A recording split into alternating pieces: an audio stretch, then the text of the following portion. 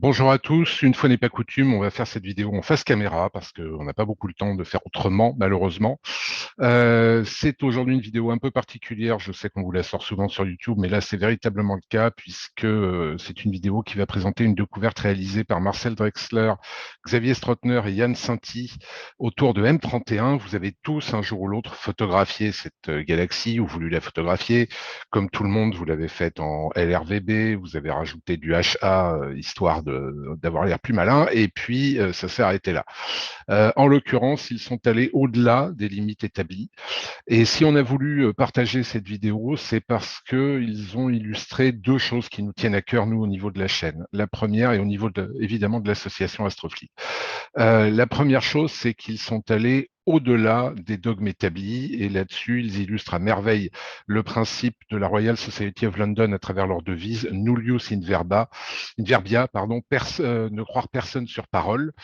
Ils ne se sont pas arrêtés aux règles établies, ils ont osé tenter avec des filtres qu'on n'utilise généralement pas, ou voire qu'on recommande carrément de ne pas utiliser sur la galaxie. Et moralité, ils nous ont fait une énorme découverte derrière, en plus de nous sortir une très belle image.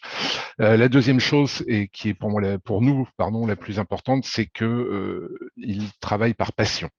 Et Dieu sait qu'il y a plein d'autres raisons pour lesquelles les gens travaillent, l'ego, le besoin de reconnaissance. Ce sont des choses qui sont respectables, mais pour nous, la passion est de loin la meilleure façon de renverser les barrières. Et là, ils viennent de les renverser de la plus belle des façons.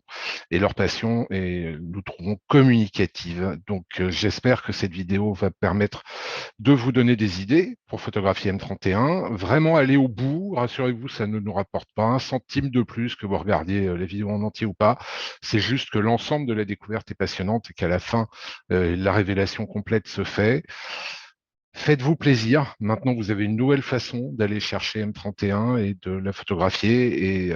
Et puis encore bravo aux garçons parce qu'ils ont fait un travail qui est remarquable à tous les niveaux. Et que ça va être à suivre tout ça parce que la découverte est véritablement majeure. Bon visionnage à tous et puis à très bientôt pour une nouvelle vidéo sur la chaîne Astrofleet. Ciao.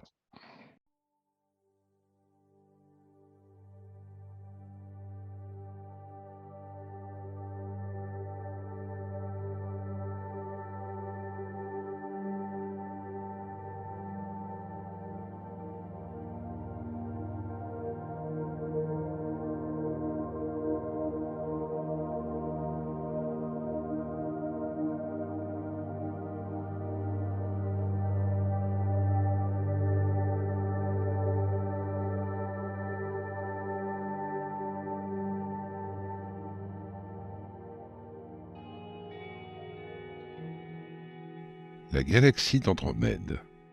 Cette galaxie spirale, la plus proche de la Voie lactée, est notre plus grande voisine cosmique et se trouve à une distance d'environ 2,5 millions d'années-lumière de nous. Dans de bonnes conditions et sans recourir à une quelconque technologie, c'est l'objet le plus lointain que l'homme peut observer à l'œil nu. Plus de 130 années se sont écoulées depuis que la toute première photographie de la galaxie d'Andromède a été prise par l'astronome amateur britannique Isaac Roberts. Depuis, la galaxie, également connue sous le nom de Messier 31, est devenue l'un des objets du ciel profond les plus photographiés. Grâce aux capteurs numériques modernes, la qualité des images astronomiques s'est améliorée à un rythme effréné. Il y a encore quelques années, Messier 31 était encore photographié presque entièrement avec des filtres à large bande pour capturer la lumière de l'ensemble du spectre visible. Mais les astrophotographes ambitieux se sont de plus en plus tournés vers l'exposition de la galaxie avec des filtres à bande étroite comme un filtre H-alpha afin de montrer les régions H2 et les zones de formation d'étoiles dans les bras spiraux de la galaxie. Tel un collier de perles, les nébuleuses rouges d'hydrogène ionisé s'alignent les unes après les autres. Chacune de ces nébuleuses, d'un diamètre de plusieurs dizaines à plusieurs centaines d'années-lumière, est le lieu de naissance de nouvelles et jeunes étoiles.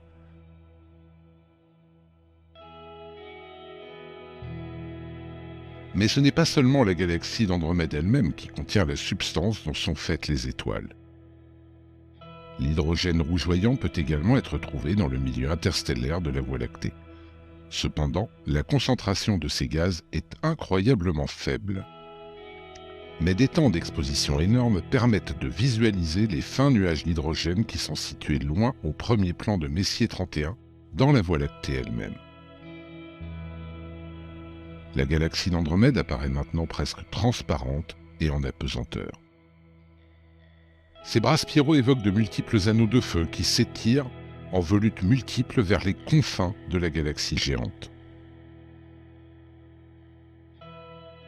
À ces temps d'exposition élevés, des structures moins lumineuses telles que des vestiges de supernovas et des minuscules nébuleuses planétaires apparaissent à proximité des régions de formation d'étoiles. Des capteurs de plus en plus puissants et des filtres plus sophistiqués ont encouragé les astrophotographes à expérimenter davantage. Ce n'était qu'une question de temps avant que les amateurs ne capturent pour la première fois la lumière de l'oxygène ionisé de Messier 31, l'arrêt O3. Le résultat est spectaculaire. La lumière turquoise de l'arrêt O3 se trouve dans tous les bras spiraux et bien au-delà du disque galactique. De minuscules points turquoises à l'écart du centre galactique révèlent des nébuleuses planétaires ainsi que des vestiges de supernovas.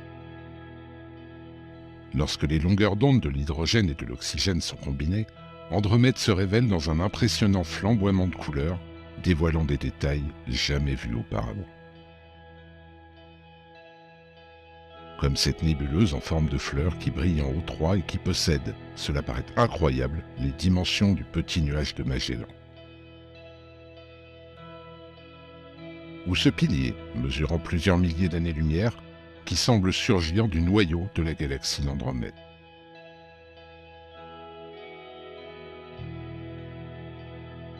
De nombreux vestiges de supernovas connus et inconnus sont aussi maintenant clairement visibles grâce à la combinaison des longueurs d'onde.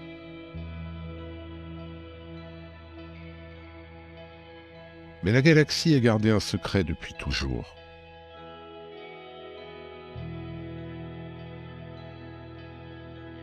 En août 2022, notre équipe a fait une découverte surprenante. À ce jour, les astronomes professionnels et amateurs ainsi que les astrophotographes ont travaillé de concert pour confirmer l'existence d'une nouvelle caractéristique de la galaxie d'Andromède. Nous sommes donc très heureux et émus de vous présenter aujourd'hui l'arc d'émission O3 de M31.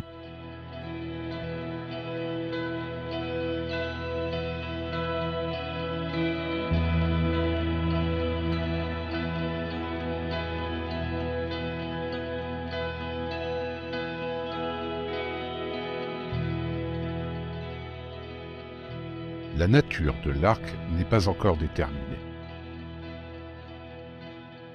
Il pourrait s'agir d'un segment d'un résidu de supernova galactique ou d'un segment d'arc d'une ancienne nébuleuse planétaire galactique. Cependant, les chercheurs de l'équipe estiment que d'autres explications sont plausibles. Dans ces scénarios, l'arc se trouve à proximité immédiate de M31 et est formé par de violentes interactions entre des courants stellaires et des marées dues à des fusions galactiques autour de M31. Mais il est possible que l'arc se trouve à mi-chemin entre nous et M31 et qu'il s'agisse d'un choc d'interaction entre le halo galactique de la Voie lactée et celui de M31.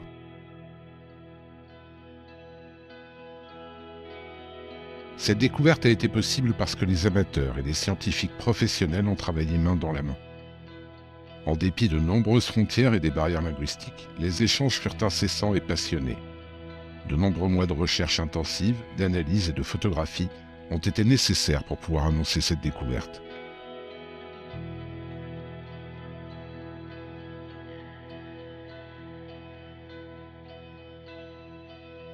Nous tenons à remercier tous ceux qui ont participé à ce projet exaltant et qui ont soutenu l'équipe. À vous tous, et du fond du cœur, merci.